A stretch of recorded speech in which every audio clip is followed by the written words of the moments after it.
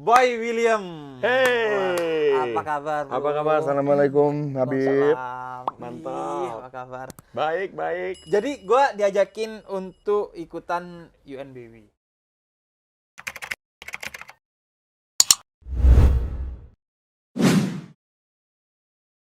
Ya, gue tenang banget karena habis ujian tadi. Prinsip gue setelah ujian adalah lupakan apa yang lu udah lakukan di sana. Iya, bener. Agar lu gak nyesel gitu ya. Lu nyesel gak ujian di gua? Sedikit. Gua sedikit. Karena ujian di tempat dia kayak bener banget gitu. Semua jawaban kita padahal. Tapi lu pinter loh, Bib. Oh iya. Lu termasuk pinter loh. Termasuk ya. Karena lu udah nguji banyak orang. Iya, pinter. Lu pinter lah. Artis tuh biasanya 1 sampai 10, nilainya 5 lah. Iya, 5. Lu 6 lah. Lu kira 8 gitu. Tapi seru banget, guys. Seru Kalian banget. tahu nggak? Gue tuh suka banget ya sama konten-konten yang religi-religi gitu kan. Jadi gue nyari lu, bener-bener gue nyari dari orang-orang. Jadi gue pengen Dari bikin ini UNBW-nya Iya.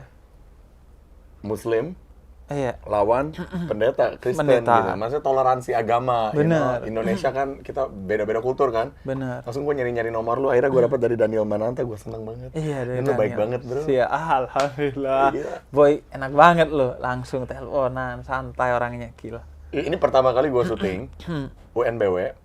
Terus lu nyiapin gue studio. Biasanya gue yang nyiapin studio buat artis ya. Lu yang nyiapin gue studio. Gak man. apa-apa.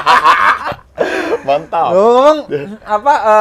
Lu dari Daniel ya waktu itu. Daniel Mananta. Dan dia nunjukin WhatsApp-nya. Ternyata Boy bahkan bingung. Gue manggil siapa bro? Kata dia nanya ke Daniel. Daniel juga gitu nanya. Oh, dia gitu? Dia nanya juga. Dia bilang apa? Gue manggilnya apa nih yang enak gitu. Iya. Lu bilang apa? Gue ya manggil apa aja deh. Lu maunya dipanggil apa? Habib Hussein apa Habib Jafar?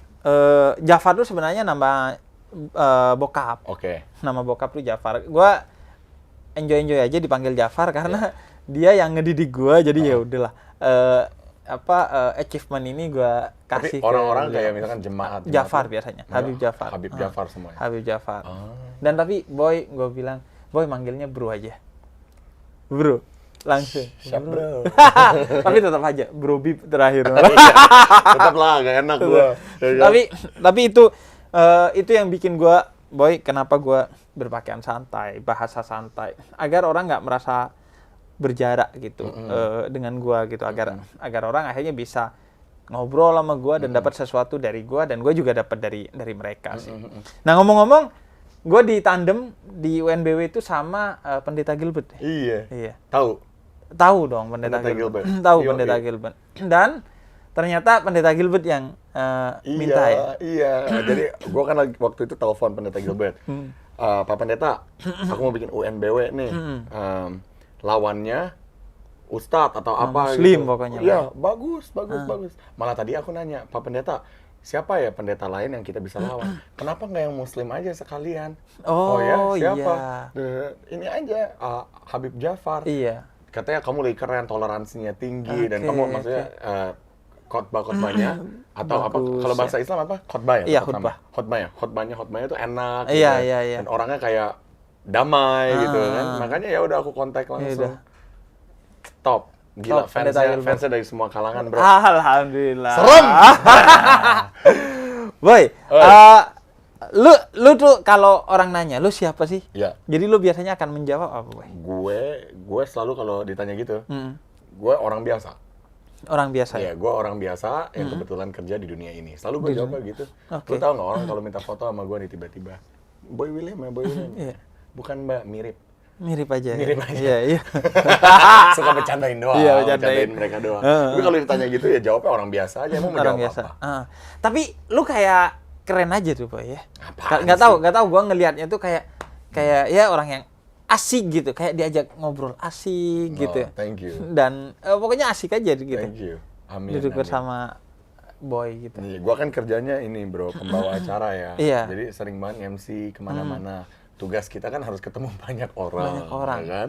Jadi kita kerjaannya ketemu orang A, B, C, D, E supaya kita bisa kenal personality Iya, orang. iya. Jadi kita sama siapa aja bisa masuk. Iya. Ya kan? Iya. Dan Kalau lu gimana? Lu ketemu orang banyak sering juga kan? iya, gua ketemu orang banyak, dan gua sih selalu mencoba membuka obrolan, Iya, kemudian iya. mencoba relate dengan dia, Iya, dia iya. sukanya apa, gua Iya, ini. iya. Ya mencoba inilah kalau dalam bahasa Islamnya rendah hati lah, Iya. tawadhu lah. Orang kalau nanya siapa Habib Djafar, lu jawabnya apa? Siapa Habib Djafar? Paling gua akan menjawab bahwa gua anak dari ayah gua. Karena orang yang paling berpengaruh dalam hidup gua ayah gua. Jadi sebenarnya bentuk gua nih mayoritas dibentuk oleh ayah gua gitu. Ayah gua yang ngebentuk banget. Ayah jadi, juga nih. Sorry, Ustadz Habib juga. enggak, dia ketua yayasan pendidikan dan dakwah sih. Tapi Oh. dari kecil kayak punya buku banyak. Jadi anaknya udah di-trigger sedemikian rupa. Wah, lu dari kecil udah di-trigger untuk jadi seorang Habib. Iya. Oh, Cita-cita gua di rapor SD yang Iya. nulis ayah gua menjadi Habib gitu. Serius? Iya, menjadi ulama intelektual gitu. Dan terjadi. Alhamdulillah. Amin. Bukan Banget. hanya itu. Beliau selalu bilang kalau nonton TV itu, Ya. ini artis-artis nih orang baik loh sebenarnya. Gue yakin orang baik, kata bokap gue. Makanya, cuman mereka nggak ketemu dengan konten agama yang pas. Makanya suatu hari lo harus datang ke mereka. Samperin. Serius. Dari kecil banget tuh, gue inget banget. Bokap Ini gue. amanat bapak. Iya, Benar-benar amanah. Sampai sekarang tuh, dipakai. iya sampai sekarang kalau gue ngonten sama siapa nih, misalnya ntar nih tayang, Iya. pasti bokap gue komentar, Wah. wah keren tuh, gini. Dan bener kan kata gue, itu semua orang-orang baik aja. Iya. Cuman kadang sebagian tersesat aja gitu. Iya, Artinya iya, iya. tetap orangnya sebenarnya orang baik gitu. Wah. Gue dididik untuk meyakini bahwa semua orang baik. Salam buat bapak ya. Nah, tuh boleh. Manggil Om ya? Om. Om Jafar. Salam kenal Om Jafar. Aku Boy William. Boy William. Iya, mungkin nggak nonton tapi salam kenal Om. Pasti nonton dia. Hmm? Sebagai bentuk apresiasinya pasti nonton tuh. Dia yang Mantap. nonton konten anak-anaknya. Nah, Boy, kalau ngobrolin soal spiritualitas journey, spiritual journey. Iya. Lu lahir gimana prosesnya Gua sampai lahir sekarang? Protestan, Kristen. Dua-duanya, bokap nyokap Sama. Protestan. Sama. Kita keluarga Kristen, Protestan. Terus dulu gua kan sekolah di luar negeri ya, Bib ya. Di luar negeri kan nggak terlalu Dari gimana. Iya. Dari kecil gua udah diterbangin ke sana. Oke. Kalau di luar negeri kan kita nggak terlalu gimana sama agama ya. Iya. Tahu kan hidup bule. Iya, hidup bule. Hidup bule tuh nggak terlalu agamais banget. Iya. Jadi ya gue sepanjang sekolah di sana gue kayak bule aja gitu, nggak Kayak bule terlalu aja. gimana. Sampai suatu saat Tapi gua- sekolah di sana tuh ada pendidikan agama nggak sih, Boy? enggak, awalnya gue sekolahan biasa nggak ada. Nggak ada. Di sekolah formal tuh nggak ada ya? Nggak ada. Sekolah Terus lu public sekolah school nggak gereja? ada. Terus abis itu gue bandel. Gue gede, gue mulai bandel nih sama teman-teman dan lain sebagainya. Pokoknya mulai hilang arah. Orang Oke. tua stres. Gue Stres. dipindahin ke sekolah private. Nah, sekolah private itu sekolah Kristen. Private itu maksudnya swasta ya kalau di sini? Swasta. Iya kan? Iya, Swasta ya? Iya. Swasta itu Ada agamanya. agama, dan agamanya kuat banget, Kristen dan lain sebagainya. Itu apa? SD, SMP? SMA. SMA. SMA. Jadi Oke. di situ gue dikuatin banget agama itu, Oke. ya kan? Dan yang bikin gue bingung adalah kalau di luar negeri, gue kan di New Zealand bro, Iya. ya kan? Mayoritas adalah orang yang nggak punya agama, kalau enggak gereja. Iya. Itulah yang kita tahu lah sebagai bule. Iya, Ya benar. kan? Kayak film-film bule apapun kan gereja. Iya. Ya, makanya kita besar kayak gitu. Ya, gue percaya agama gue dan lain sebagainya. Pulang ke Indonesia nih, balik ke Indonesia, langsung terbuka mata gue, Bib. Wah, gue sekarang punya temen, dia agama Muslim. Ada yang Buddhis, ada yang Hindu. Ada banyak Konghucu. banget. Ternyata negara Indonesia tuh agamanya banyak banget ya. Iya, Sedangkan gue waktu sekolah, itu aja yang gue tahu. Oh, Iya yang kan? ya udah itu aja karena sekolah Kristen emang. Ya kan, taunya Kristen kalau nggak ada agama. Tahu ada Muslim atau apa, cuman kan jarang banget kita nemu masjid Ketemu ya. di sana ya. Pas pulang ke sini teman dekat gua Muslim. Iya. Teman yang ada orang paling baik sama gua Buddha. Oke. Ya kan, jadi kayak wow. Agama ternyata banyak banget. Iya. Gua sekarang ya gua tetap Kristen, tapi bisa dibilang gua percaya sama semua agama. I believe in goodness. Bahwa semua agama baik. Gue percaya semua agama, nggak ada agama yang ngajarin sesat. Iya. Nggak ada satupun agama yang menurut gue ngajarin sesat. Ya gue pindah ke Indonesia, gue mulai kebuka aja matanya, Bib. Kayak, ini semua banyak orang-orang baik, beda-beda agama. Kenapa harus diperang-perangin satu sama lain? Iya. Kenapa, jadi Kenapa gua- harus dibentur-benturkan ya? Nah, apalagi orang kayak gue yang sekolah di luar yang mungkin bisa dibilang open-minded. Iya. Gue open-minded dan toleran banget. Dan Iya, maksudnya apapun lo, gue terima. Iya, lu terima. Ya kan? Jadi ya udah, sekarang gue bisa dibilang ya gue Kristen, gue percaya Tuhan gue, tapi I believe Tuhan tuh ada lagi di atas agama-agama ini. Oke. Semua agama tuh kayak ngajarin kita untuk Baik. kayak manual hidup. Iya. Sebuah manual hidup supaya kita nggak jatuh ke lubang yang salah. Benar. Ya, nggak ada satupun agama yang bilang, lu harus narkoba ya. Iya. Nggak ada. Atau lo boleh membunuh ya. Nggak ada. Semua ngajarin hal yang baik. Cuman tergantung kita besarnya di mana. Artinya itu sangat private ya. Ajaran.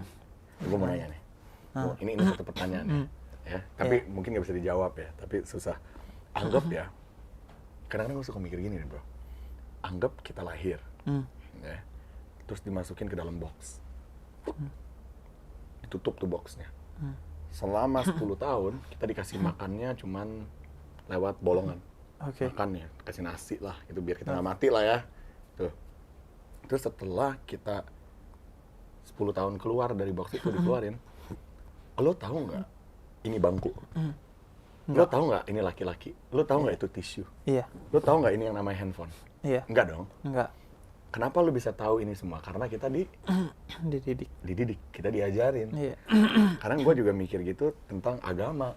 Iya. Kalau kita nggak diajarin dari awal, kita harus kemana? Apakah kita akan tahu adanya Tuhan atau enggak? Iya. Gua coba misalnya gua komentari ya. Kalau gua pernah dapat foto tuh di Instagram. Di mana bayi itu lahir gak ada agamanya. Terus kemudian ada orang-orang kayak tokoh agama gitu yang kayak mau melabeli ke akhirnya. Iya, pada akhirnya melabeli bahwa ini agamanya Kristen, ini agamanya Muslim dan lain sebagainya. Tapi kalau gua meyakini sebagai seorang Muslim, kita lahir itu sebenarnya sudah mengimani kepada Tuhan.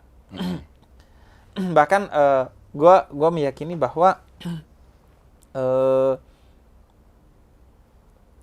cinta itu diciptakan, tapi benci itu diajarkan. Nah, Tuhan itu diciptakan dalam bentuknya, kemudian outputnya cinta dan lain sebagainya. Sehingga kita itu akan ketika kita down gitu, kata Quran, pasti kita akan berpikir ada nih sesuatu di atas kita yang kemudian bisa membantu kita. Atau even lu gak belajar apapun tentang kebaikan, lu pasti akan menjadi orang baik. Karena ada fitrah kalau dalam bahasa agama yang akan mendidik lu. Nah, fungsi agama kemudian memformalkan itu. Makanya kita juga diajari untuk bersyukur kepada sosok Nabi itu menjadi sangat penting, sentral dalam agama kita. Karena Nabi itu yang kemudian mengajarkan detail-detail formalistik agamanya. Tapi kalaupun kita hidup di dalam box, bagi gua ya, tentu ini perbedaan pandangan mungkin, atau Boy nggak setuju, nggak ada masalah gitu. Karena kan renungan lu, pertanyaan lu tuh gue yakin mewakili banyak orang. Buktinya gue gak cuma dapat dari lu, dulu di Instagram gue dapat. Pernah ditanya gitu juga. Iya. Nah, tapi bagi gue jadi ada fitrah, ada hati manusia yang udah dia akan menggiring pada kebaikan. Justru menurut gue kebencian itu yang diajarkan. Karena gue pernah melihat foto bayi kulit hitam dan bayi kulit putih itu berpelukan, ketawa-ketawa, bercanda bareng. Tapi ketika gede, belum tentu nih keduanya akan melakukan bareng. Itu. Bisa jadi ada sentimen warna kulit yang itu diajarkan oleh sebagian orang, yang kemudian membuat mereka nggak bisa melakukan itu. Gitu. Membuat mereka, lu bukan bagian dari gua gitu. Nah gini, untuk anak yang keluar dari box tersebut, anggap nggak ada satu orang pun di sekelilingnya dia, ya, untuk ngajarin ini ada agama Kristen, ini ada agama Muslim, ini ada agama Buddha, dia akan lari kemana? Ini anak nih yang keluar dari box, dia akan doanya ke siapa? Karena nggak ada yang ngajarin dia. Ke siapa? Bener. Kalau iman nggak perlu diajari, karena dia ada dalam dirinya. Tapi ke siapa doanya? Nah, kalau detail-detailnya ke siapa itu kita nggak tahu kan? Kita nggak tahu. Makanya pentingnya para nabi dalam semua agama itu. Gue pernah ngobrol sama Mbak Sujiwo Tejo. Kata dia, dulu gue karena belajar filsafat ateis. Udah gue gak percaya Tuhan, gak percaya agama. Tapi ketika ibu gue meninggal, gue akhirnya kembali kepada agama. Karena filsafat gak ngajari gimana caranya mengurus jenazah yang baik gitu, yang menenangkan kepada kita. Pasti kita kan lagi down dan lain sebagainya. Dan agama ngajarin detail itu gitu. Jadi bener yang lu bilang. Agama itu kayak manual book aja. Gue sering bilang dia sebagai manual book karena kita kan terlempar aja ke dunia. Iya. Kita nggak minta, nggak tahu. Bener. Kita harus ngapain juga nggak tahu. Bener. Maka yang berhak punya visi dalam hidup itu adalah Tuhan kita yang menciptakan kita, bukan kita. Sebagaimana pembuat TV yang tahu TV ini harusnya diapain dan dikasih manual book. Nah, agama itu seperti manual book tadi yang lu bilang gitu. Betul. Nah, Boy, Panjang ya kalau gini ya. Gue demen banget tahu topik ini kan. Topik-topik gini Gue ya. bisa ngobrol gini bisa semalaman gak berhenti-berhenti. Iya. Iya, dan itu menunjukkan artinya lu serius dalam hidup kan.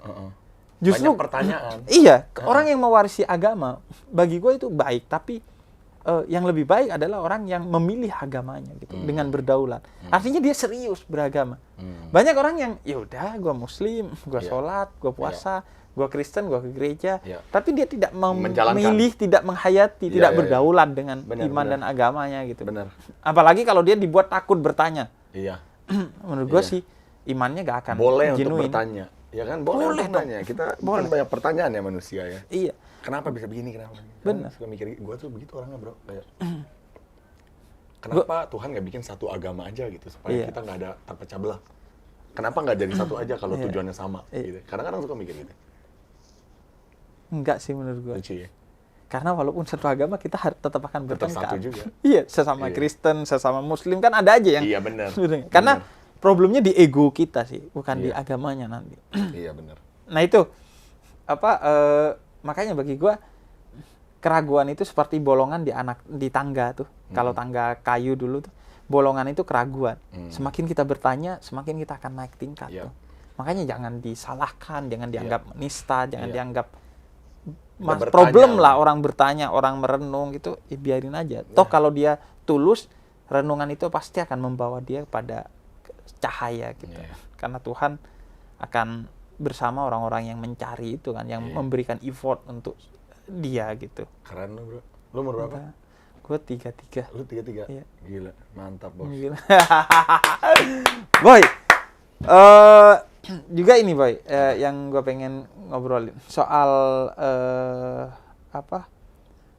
kalau lu dikasih waktu untuk terlahir kembali, lu pengen lahir jadi siapa sih?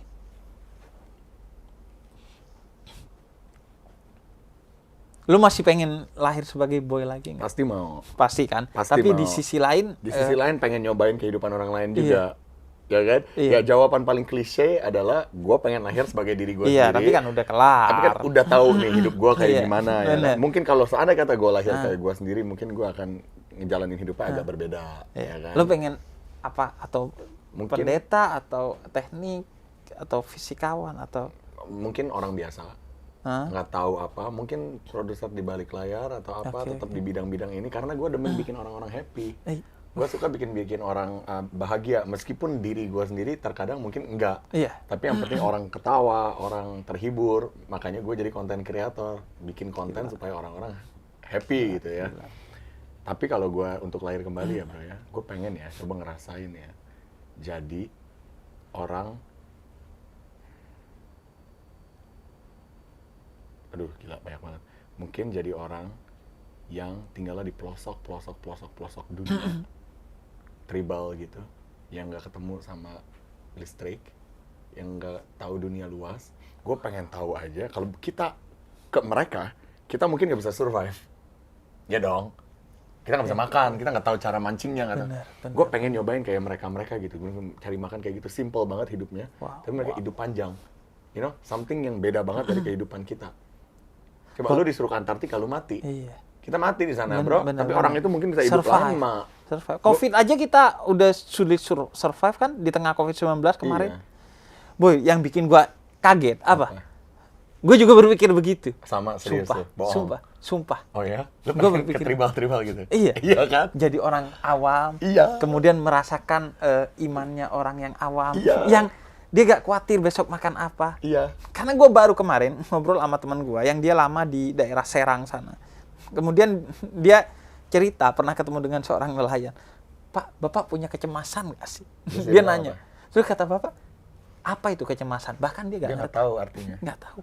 Wow. Kecemasan. Kata dia, gue bangun pagi, gue sholat, gue minum kopi, ngerokok, gue pergi ke laut, nelayan, pulang gitu aja. Dan nggak pernah khawatir besok. Dan bahagia. Bahagia karena sore dia udah di rumah bersama keluarganya. Itu dia, bro. Orang-orang yang hidup kayak gitu tuh nggak tahu ya. Cuman kelihatannya bahagia karena mereka nggak mikirin kebanyakan hal. Kayak kita yang hidup di kota atau kita yang punya karir seperti ini, banyak banget problem yang masuk gitu. Padahal hidup tuh harusnya simple aja gitu. Gue sering bilang, problem kita adalah karena kita melupakan kebahagiaan ketika kita dapat duit 5.000 dulu. Benar. Dan kita upgrade terus. Sehingga sekarang dapat duit 5 juta pun kita nggak bahagia. Itu problem kita. Benar. Padahal survive aja udah cukup. Iya. Makanya gue pengen banget jalan-jalan. Gue nggak mau keluar negeri ke kota-kota besar. Gue pengen jalan-jalan ke gunung. Ini impian gue banget, ke gunung, camping. Nggak ada apa-apa, nggak ada handphone. Gue paling demen jalan nggak ada handphone. Gue pengen ngerasain normal. Iya. You know? Mancing sendiri.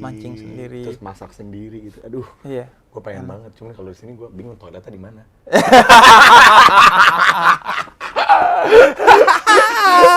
Iya. Bukan masalah gue mah toilet bisa di mana aja. Ceboknya gimana, Bos? Ceboknya di mana? Ya? Iya. Tapi emang kalau gue sih pengennya ke Tibet loh. Iya. Gue pengen ke Tibet. Tibet seru. Setelah gue nonton Dr. Strange, gue jadi pengen ke Tibet. Dan gue selalu. Lu ngobrol sama Luna Maya deh. Dia ke Tibet. Luna Maya ke Tibet, bener-bener tinggal di rumah orang awam. Dia nggak tinggal di hotel. Dia tinggal di rumah orang awam yang dia nggak kenal. Terus makan makanannya mereka. Dia bilang itu bener-bener ngerubah hidupnya. Gue pengen begitu, bro. Ketemu sama biksu-biksu gundul yang meditatif. Iya, lu tanya Luna deh. Lu tanya Luna Maya, dia pasti. Karena itu dosen filsafat gue, seorang doktor, dia bilang gitu. Lu hati-hati di dunia ini sama dua orang. Yang pertama orang berjenggot, maksudnya seorang muslim yang spiritualis tuh. Yang kedua biksu gundul tuh. Oh iya. Karena biksu gundul tuh canggih hidupnya. Oh iya. Maksudnya dia bisa punya perspektif beda, bahagia, survive dengan segala keterbatasan. Iya. Gue punya tuh teman biksu Dira, tiap hari jalan kemana-mana, nggak bawa apa-apa, bawa tas doang isinya bajunya kan dia harus baju orange itu doang. Udah, bahkan makan besok nyarinya besok. Gila. Nggak punya duit, nggak punya apa-apa tuh, sebatas sekenanya aja. Iya. Itu gue telepon ntar ada di Jakarta, ntar ada di sini, ada di situ, ada di mana-mana tuh orang. Sekarang kayaknya dia lagi ke Papua tuh. Wah keren banget, kayak enak deh hidup kayak gitu. Ya nggak tahu ya, kita selalu ngelihat kehidupan orang lain lebih indah dari kita punya, tapi orang lain ngelihat kita juga mungkin pengen juga jadi kita. Jadi nggak mau kesannya kayak sebenarnya kalau bagi gue obrolan ini sebenarnya bukan di sana, tapi lebih ke nge-capture kehidupan yang meditatif gitu.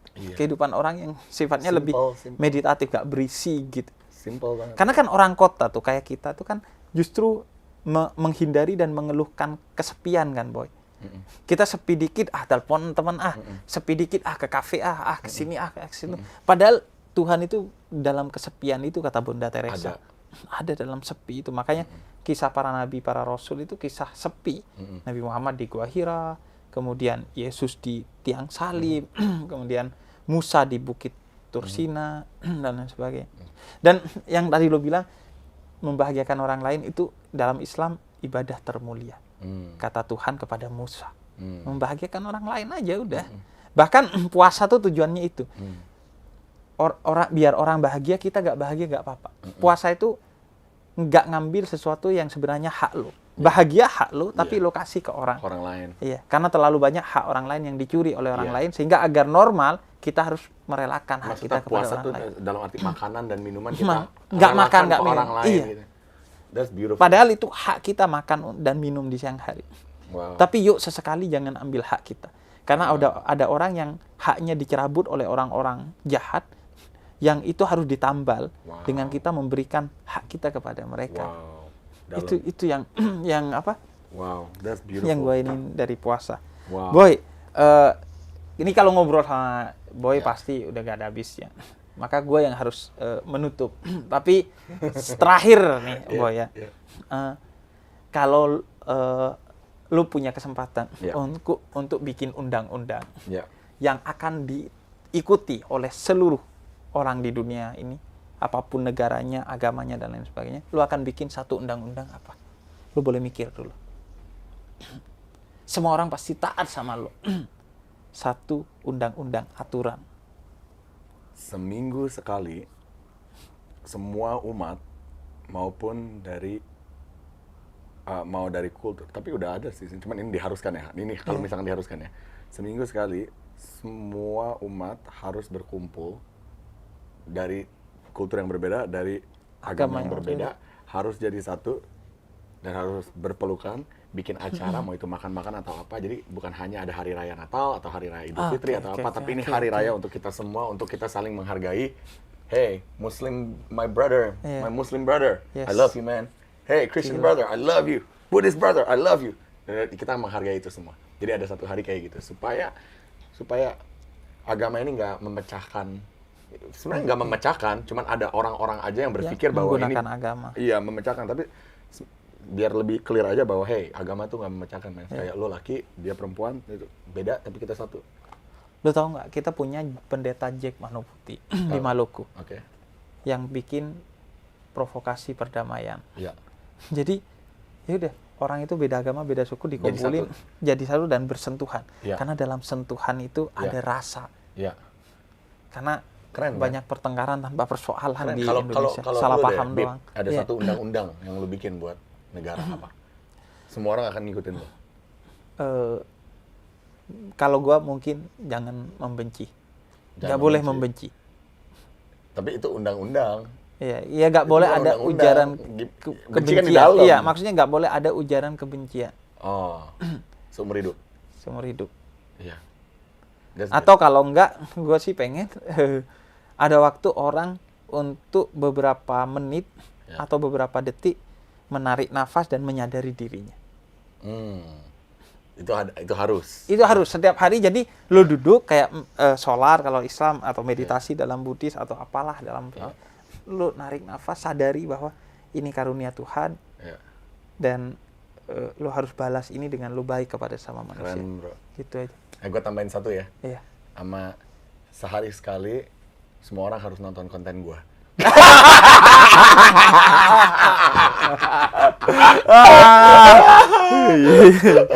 Canda guys. Lu harus nonton UNBW. Sudahkah Anda menonton UNBW hari ini? Iya, thank you, boy.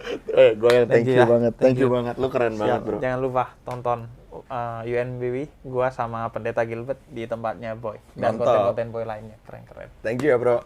Bye. Bye.